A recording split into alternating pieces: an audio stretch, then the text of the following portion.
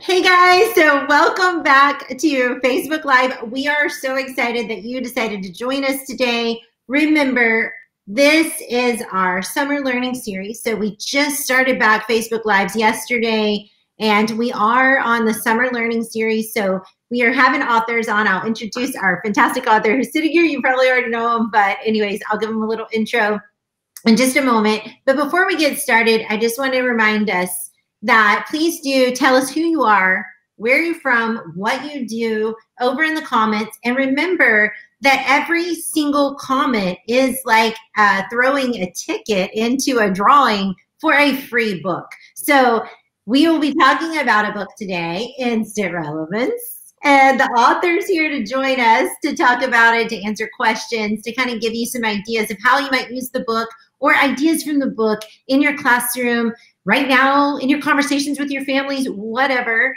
And at the end of the conversation today, we will choose one live comment to win one of those free books. So you definitely want to engage. You want to talk to us, tell us who you are. Hey, Holly, welcome.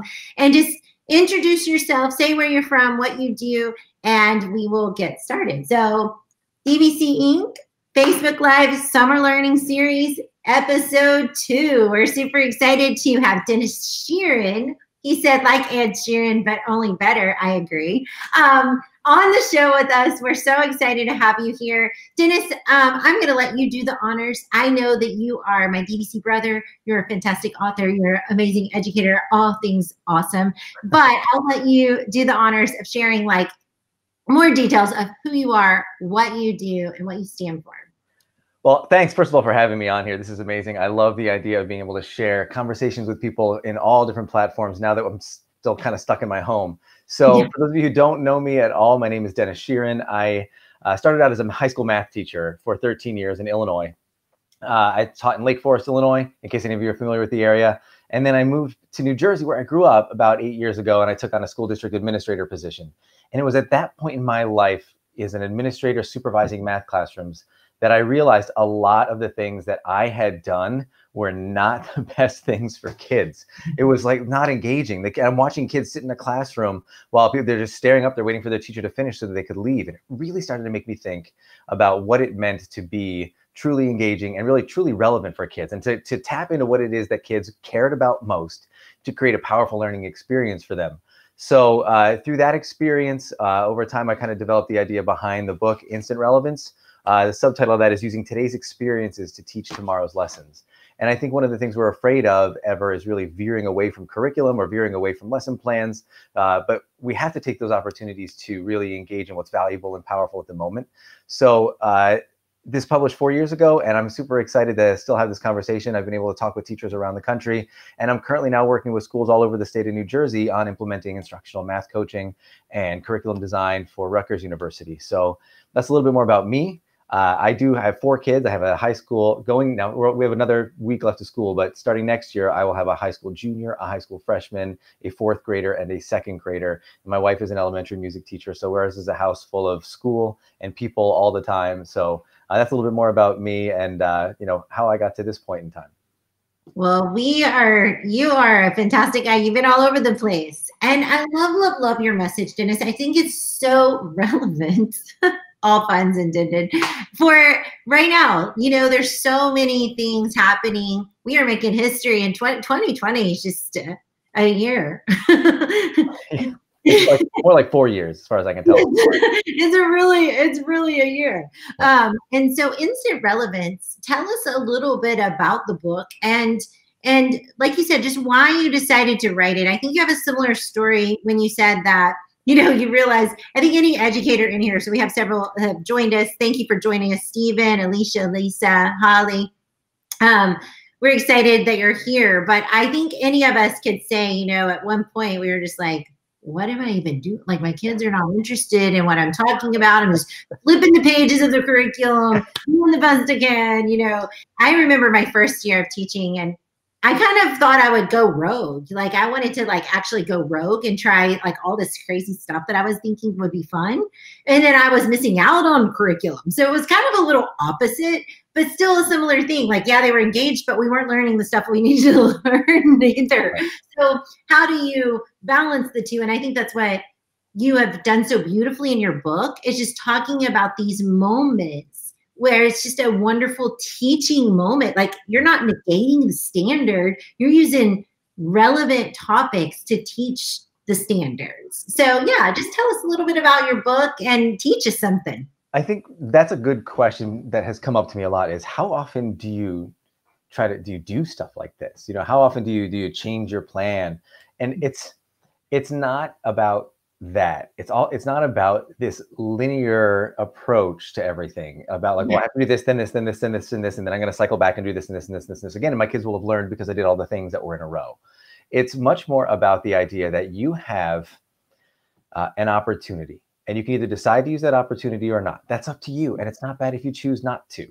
But if you recognize that there is a truly an opportunity for you, instead of putting a fake context on top of a problem or on top of a situation just to try to make it a real situation for the kids, you now have an opportunity instead to extract real learning from an actual context. That's where there's power lying. And I mean, I give a lot of examples in the book. And if those of you who haven't read the book are really interested, most of my examples are like a page and a half long. I'm a short story, straight to the point type of guy. So you can read a couple of these and sit down and not have missed too much of your time with your family. But I call things like that, make it real moments. And for anybody out there, if you follow me on Twitter, if you drop a note in there, if you send me an email at some point, I can send you a Make It Real sticker to go along with your sticker collections, right?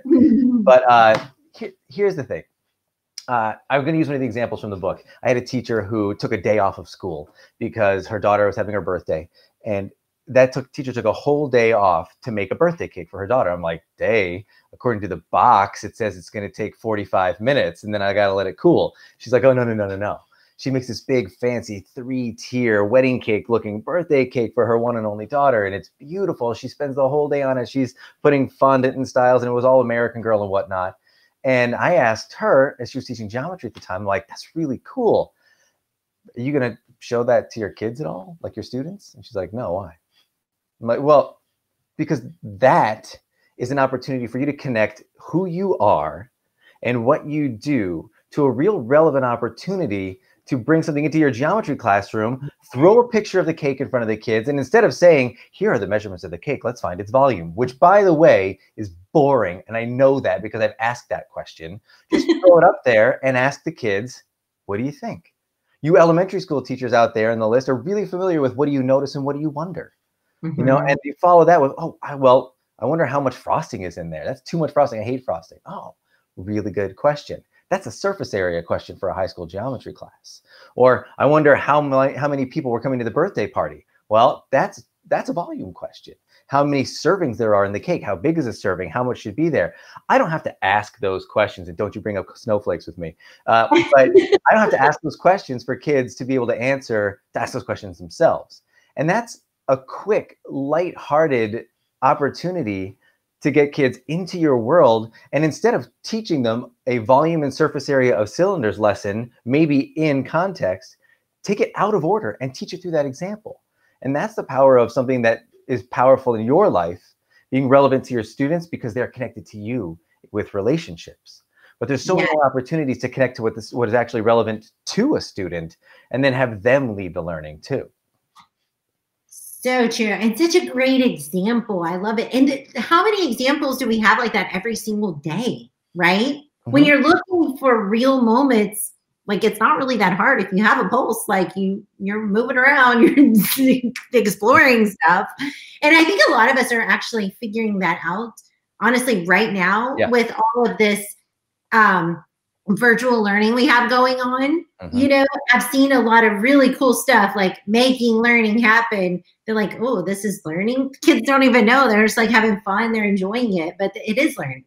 And that's what's so interesting, is the fact that we took kids out of our classrooms, and we took ourselves out of our classrooms, and then asked ourselves, how are we going to make the same education happen? And for some people, it literally was just like their hair was on fire. Like, I can't do this unless I have my counting chips or my word wall. How am I going to do this? I'm like, well, figure it out. because if you ask your kids how they'll do it, I bet you they come up with 15 suggestions right now as to how you can replace what you just did. They'll think about figuring it out, put it in their hands, try to connect with them in a different way. And like I said, my wife is an elementary school music teacher, and she was just back in her school yesterday for the first time since March 12th. And she went in and she saw her sign that said March 12th on the door. And she's like, wow, it really hits me that I'm not in here. But she had to collect some things and bring it home. And she brought home some instruments and some stuff. And she brought home a box of handbells. There's these little simple handbells you can play where you tap on the top and it makes the correct pitch. And she put the box down and walked out of the room. And like a minute later, my first and third grader and eighth grader had the bells out and were playing songs. And so she threw up a YouTube video from something called Boom Whackers. If you've ever seen those, are the big long tubes that play music. And they're sitting there playing the song in front of them. And then my son is looking at his bells and he's like, I'm going to move this one here and here. On his own, he's organizing them so that he can do it his own way. And then my eighth grade daughter scooped up all the bells when they were done, went to the basement, and is starting to learn like all of the parts with all of her little fingers on these bells. And like, I didn't have to say, hey, the music lesson for today for your special for remote learning is playing bells and blah, blah, blah. She just put the stuff out in front of them. And they decided how they wanted to learn and what they wanted to learn. And they played into that really well. No, I guess there's a pun in that, but they played into that very well with just being able to set up their own world and play it the way they wanted to.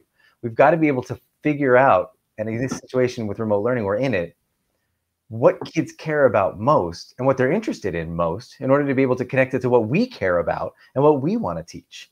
And in that world, it's going to take some time and some listening to figure it out. And since we're separate, maybe now we have the time and we have the opportunity to listen. It's so true. I love that. And I love your example too of just putting the opportunity to learn, play out there. It reminds me a little bit of, I don't know if you follow Paige Kuros's Instagram account. She has a new one. It's called, that's George Kuros's wife, if you don't know, teach.me.mom. And she has these, so for anybody in here that's working with preschool, I think I saw Monica Spillman. I know she works with the littles. That is a great website because she gives these opportunities for her little 3.5-year-old. She just puts them out there. It's just an option to like play, but it's also an option to learn. And it's so fun what her little girl will just come up with on those things. And she puts all kinds of cool examples of these opportunities to learn. They're just out there, and she puts them out for her little girl, and it's at their house. And yeah, this beautiful learning takes place in the process. And I think if we did more of that as teachers too, we'd just be surprised. The kids come up with, like you said, your daughter went down and she already figured out like chord progressions, basically, like how to string these notes together and make a song. That's impressive. And I think that's what we do when we tap into the interest of our kids, you know? Yeah, well, I just followed Paige, so thanks for that heads up. Perfect. You're gonna love that if you have littles, but even if you don't, it's just cool to like see what she does and how she just really just puts it out there. And it's just on this big table, and then Kalia will come by and just start learning. She's playing and learning. There's such power in curiosity, obviously. Like, that's not me, that's not anybody. I can't say there's such power as curiosity and quote me on Facebook in a book, in a box. Like, that's one of those, I'll put Abraham Lincoln, he probably said it. But like, you just put something out. As a math teacher, one of the powerful tools that I love using is something called Desmos. It's an online graphic calculator and activity builder and everything like that. And a year ago, I was testing out a Desmos activity that was a replication of Super Mario Brothers 1, using parabolas and quadratics to have these kids move. And I was just testing it out. And my daughter literally came into the room, walked past me, backed up, took the computer out of my hand and started doing it. I'm like, oh, I forgot to mention to you, today's afternoon is brought to you by Graphing Quadratics. You know, no, like, she didn't care about that. She wanted to try this thing out. And putting those opportunities in front of kids is powerful. And in this remote world, there's a real power in, if you are okay with this, bringing the students into your home and into your world in a powerful way. Like the fact that I could sit in front of a video like this and talk my kids through a screencast of some fraction examples and call myself like a video producer for my lessons. Or I can make my kid sit there with their phone filming me while I cook. And while I talk about the fact that this recipe calls for 4 and there's 6 people in my family, and I'm going to do this and scale it up and have them listen, have them point out the things that I said that were fraction related and see if I was right and see what I'm going to do. And then literally, it's not that hard to recognize how you can create reality and relevance in your world for kids. And there's a big, big, big opportunity here to transition from us being the person who always thinks that up and always delivers that and put it into the hands of our kids. Because if they are the ones doing this, they will be the ones learning it. They would love to produce videos of themselves. They'd love to be able to try some new things out. My 8th grade daughter doesn't want her face in there, but she'll talk over a video. And my 10th grade daughter would love to be a part of experiences filming with her kids and doing other things as well. Like, we have different kids in different worlds. Put creation and understanding in their hands, and then what you'll receive is authentic demonstration of student learning. If they can show you that they've learned in a creative way that's possible to them, then the avenue for assessment and the avenue for learning is the relevant opportunity, not just the experience. Exactly. Amen. All right, I don't have anything left to say after that. And drop the mic. So much good though, for real. Like, I guess that's the piece that's evergreen about your book, really. I feel like all of our books kind of have that evergreen edge. It's part of our brand, right? Yeah. But definitely with Instant Relevance, because there's always going to be something that's relevant. Then how do we use it for learning? Right. How do we bring it into the learning atmosphere? Like you said, like, even with what you were talking about, video and yourself cooking. I mean, I do that on my Instagram stories. Why not put it out for kids? Pull it up the next day for my kids and say, okay. Right. So I made waffles last night, these protein waffles, because I was bound and determined I was going to have them. You know what I'm saying? Then you have this. You can make it into something, a learning experience. And again, so much power comes from listening. You know, my son is 9, and for the last 2 days, he's been asking if he can learn how to make a cake. And we're back on the cake example, in case anybody's hungry. Sorry about that. Somebody wanted a cake earlier. He's asking that. Sorry, I'm going to jump real quick. Steve Messina just said, can Desmos be used for other subjects other than math? And yes, it can. The Activity Builder has activities for lots of different areas. I can, if you tweet me or email me, I can drop you in a search from that. But my son's been asking about making cakes, because my birthday is coming up next Monday. So in case anybody was wondering what to get me, but my birthday's coming up next Monday, and he wants to make me my cake. And I want him to try it. I want him to fail. I want him to mess up a cake. I want him to follow some rules. I want him to see if he can figure out what to do and look around the house and see what he's done, because he's never cooked before. But he wants to now. I'm not going to say, you know what, that's a really good idea. Let's make a cake in August when I have a little bit more time. Right. That's the instant relevance message. It's not just relevant, but it matters now. And so in that experience, I can take him now and help him learn how to make a cake, or my wife can help him learn how to make a cake because it's my birthday. Or I can look for an opportunity that I can say, you know what, I found something here that's not relevant now, but I know when it's going to be. And then I can pull it back in when I know when it will, and kind of lie to my kids, which is always okay to do. You know that, right? Yeah. And tell them that it kind of just happened to me. But that's the message inside Instant Relevance, is that I have a lot of short stories in here that were actively relevant at the time. Something about a Super Bowl that we saw. I didn't put this one in there. The Ice Bucket Challenge was there. There's certain things about different aspects. The presidential election was going on. There's another one of those going on now, in case you didn't notice. But those were relevant at the time. So the exact specific example from the book isn't necessarily relevant at the time now. What is relevant is the lessons we can take from how to apply that opportunity to our classrooms, and how to develop a mindset for looking for those opportunities, whether they exist in a quick turnaround, whether it exists in having to follow through with a question that was asked in my classroom and just take it and run because now is the time to make it powerful, or whether some of these actually still do apply and we can actually pull that back in. So that's one of the biggest things that I like about this, is I still have people sending me tweets or emails or Facebook messages about like, hey, I read your book and this example really connected with me, so I tried this with my kids. Or this made me think about this, which took me here. Have you thought about that? And then I'm like, no, I haven't thought about that. I'd love to try that. And then I can bring that back to other teachers and other places and share those as well. So that's the experience that we all share that I think is one of the powerful experiences that I try to purvey in my writing. Agree. And you do such a beautiful job of it. It reminds me so much, Dennis, and I hate to bring this to me because, you know, I'm not really super selfish. I don't think of myself as selfish, but I remember like, so reading Instant Relevance, and then like what you're talking about is sometimes it's the metaphor, it's the ideas that come out of it that other people think of, and they're like, oh, this reminds me and I can do this. And I think that's the best kind of books. Those are my favorite kind of books. It's where you get an idea, and it's not necessarily that exact idea, but you just take it and you're like, this reminds me of this, and I'm going to do it right now. This sparked this interest in me. So this reminds me of when you said, hey, Tara, so book snaps, it's kind of a big deal right now. And I'm thinking the Super Bowl is coming up. What if we did some kind of Super Bowl snap? So if anybody out there in our audience, and I see some of you that do Super Bowl snaps, if you are wondering where that came from and you've never read my blog, well, it came from Dennis. So Dennis asked me, he's like, hey, you think we could use this idea for Super Bowl? And what did I tell you? I was like, I don't even hardly watch the Super Bowl. You hate football. I'm like, well, that doesn't matter. This was like a perfect example of something in his book, right? I'm like, Dennis, sorry, I'm not really interested in the Super Bowl. I only watch the halftime. Yeah, and that's kind of it. I make snacks, and that's kind of what I do until the Chiefs got in, and then I got really excited about it. But before that, I didn't really know what was going on, and that's when book snaps, Super Bowl snaps.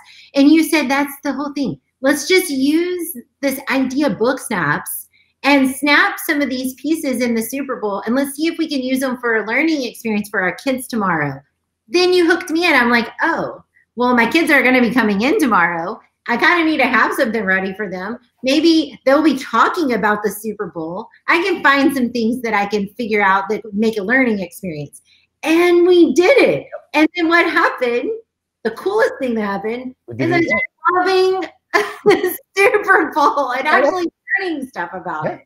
And I also saw the power of something like Snapchat, where I was maybe avoiding it for my own kids, saying like, oh, you shouldn't have that kind of social media. But look how you can connect and do it safely. You know, and that's you had a passion for using Snapchat and book snaps to grow students' learning. I had a passion for the Super Bowl and for trying to connect to a relevant national craze or event, which is one of the subtitles, one of the chapters in Instant Relevance. And the two of those came together into something that we both took and turned into something new. And let's be perfectly clear about that. That's exactly what we want all students to learn all the time when we teach them, not to just tell me what I told them, right? But to desire to learn something new based on what they learned here and the ability to make a connection to that new thing and actually grow from it. Because if my students leave my classroom ready to take what they learned and say, hey, that was really interesting. I see that a little in there. What's going on over there? And try to figure that thing out too. Or they ask a question and say, that sounds familiar. How can I build on that? How can I learn that? Or they just say, I want to make something and he gave me some of the information. I'm going to go back and try to figure that stuff out and take it from here. Like that's the world that I want my students to live in. The one that they live in now, or we used to live in, of being receptacles of information because there was no long-term receptacle of information, is gone. Like that receptacle we are currently recording live on right now. Exactly. The internet reminds me of more things I had forgotten than I knew I had forgotten. I get daily updates of photos that I've taken from the past and videos and all the things that I've done and memories of people that I forgot existed. And I'm like, wow, this is a really great experience. I'm so glad the internet reminded me of that. Well, the internet can do math problems for me. The internet can find facts for me. It can make timelines for me. I don't need to memorize those things. I need to be a person who knows how to think with them, apply them, and expand them. And that's one of the things that kind of struck me really recently is, again, the reason why I'm wearing the Dave Burgess shirt. In case you guys were planning on going to this, it's the Dave Burgess DBC Con, and now it's titled The Lost Experience, because clearly we didn't get to go. It was going to be last weekend. I told my wife on Friday, I'm like, I would have been on a flight to San Diego right now. And she's like, huh, glad you're home. What's for dinner? So we had this experience planned, but let's not drop the fact that like a lost experience is an experience. And that's something that we can share together. It's like in music, that which makes the sound is as important as the rests. You know, without the rest, you don't hear the sound and the differences between them and the rhythms. And so we lost an experience to come together as authors, people who appreciated those authors, people who appreciated their messages, teachers and learners and administrators to share. And instead we turned it into a virtual opportunity. But I want to be really perfectly clear and succinct about this. Like, losing the experience of going to DBC Con upset me. I wish I could have been there. Yeah. But it happened the same weekend. Men and women in this country are losing their lives to a virus, or losing their lives to violence, or they're losing their businesses or their economy, or they're losing family members. This experience that I lost is minuscule compared to that. But it's a reminder to me to be empathetic and thoughtful when it comes to those people who have lost what is their career, their life, or like someone has lost their own lives. They have no more experiences. Yeah. That's it. That's the end of the experience. And that is relevant beyond our education, but it's clearly a conversation and an important part of what it is we need to think about when we teach moving forward. As a math teacher, I've connected with Sunil Singh, if any of you have connected with him. And a lot of what he talks about in his channel when he gets a chance to is that mathematics, in the way we taught it, is inherently bad unless you're a white guy. To be honest, like, it has held down races. It's not the gateway to the future.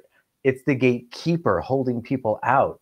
And we want to look at what the world is like if we can reimagine and reconceive school and teaching and learning.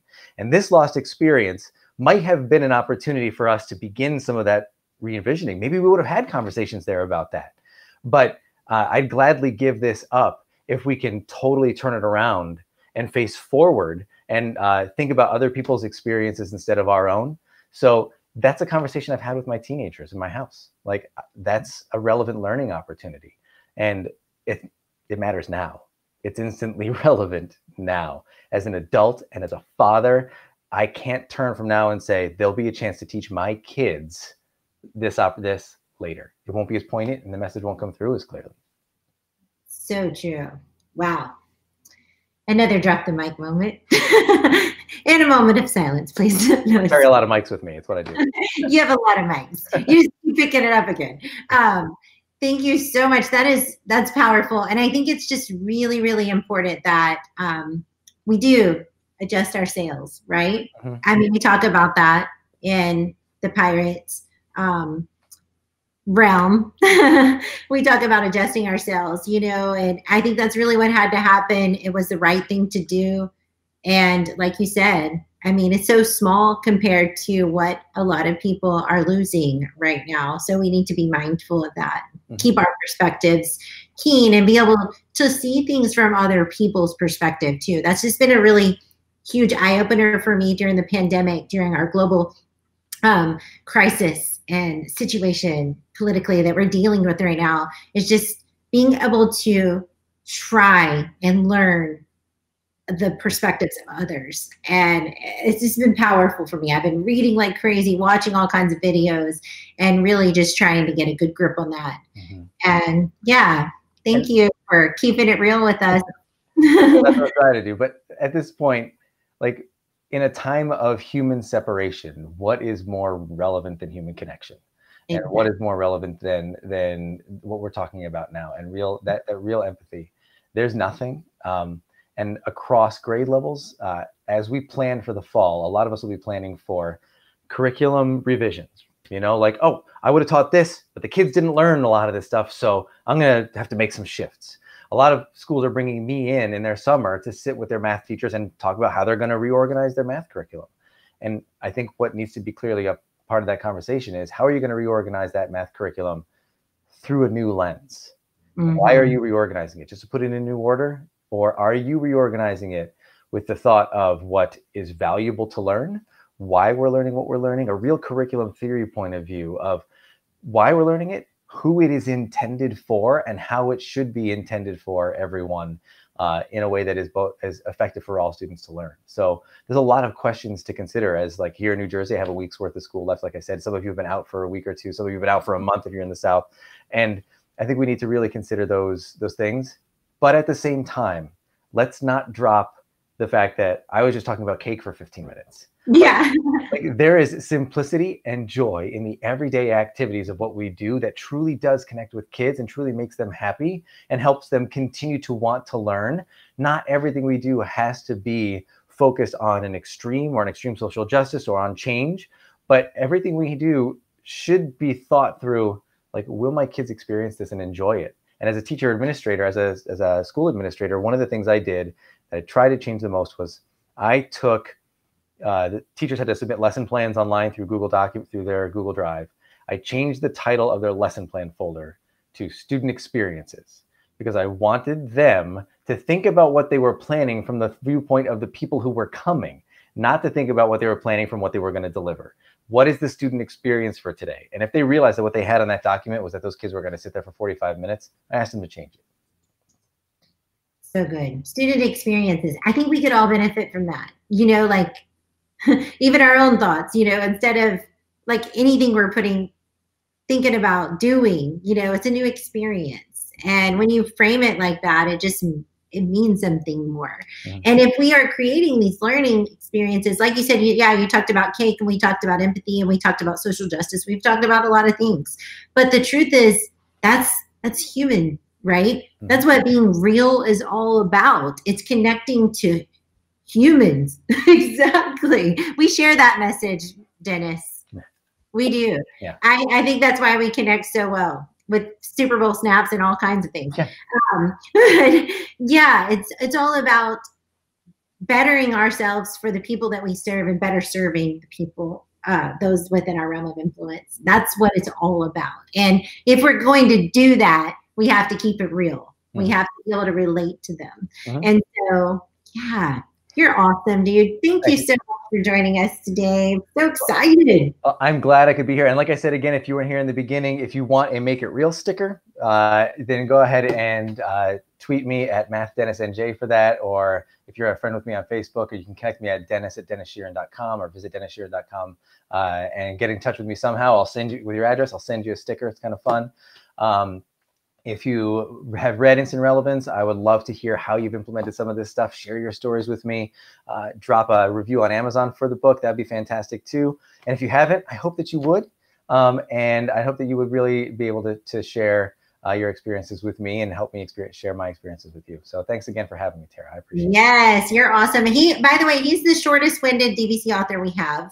Right. So it's really more of a pamphlet than anything else. Read this book really quickly and gain so much from it. That's the best part. It's just very usable. I love it. We will be sending this beautiful book out to one of the live comments. So thank you guys for sharing so many of your comments. I really, really appreciate them. They're still coming in. Also, if you have any questions for Dennis, right now would be a good time to ask them. Hopefully they'll come in before we shut this thing down really quick. But I would like to remind you that every single live comment in these live shows, which happen Monday through Wednesday throughout the week of June, throughout the month of June, are going to be summer learning, where we bring in an author, they share a little bit of something new they want to teach us or share with us, or something that's been on their mind that relates to their book. And then at the end of the show, all the live comments that comment, all the live participants that comment get a entry to win one of these free books. So it's a great way to add to your PD library. All you have to join us for 30 minutes, maybe max, add a few comments in, and then that's it. You're done. And you have the opportunity to win something new and learn something new. So we hope that you enjoy these summer learning experiences. We are super excited to be back on Facebook Live with you. And Dennis, you are just a gem. I'm so grateful. I wish so bad we could hang together. We got to hang out in New Jersey one time. Soon enough. Yeah, absolutely. Yes. And well, we did that one cool interview that we'll do it again. We'll just hang out and talk it like it's an interview. We love the whole thing. They never put it live. I don't know what happened. But we just need to make it happen again. And yeah, we're just so excited to have all of you on here with us, have you learning with us. We're so excited for our authors to take up a little bit of their time to share a little bit of their message with you. So thank you for all your comments. I'm not seeing any questions. I am seeing some they definitely want stickers. So be sure and follow him. What is your handle again on Twitter? Math Dennis NJ. Math Dennis MJ. And New Jersey. Oh, New Jersey. There. In Twitter. I'm gonna say DM him on Twitter for a definitely sticker.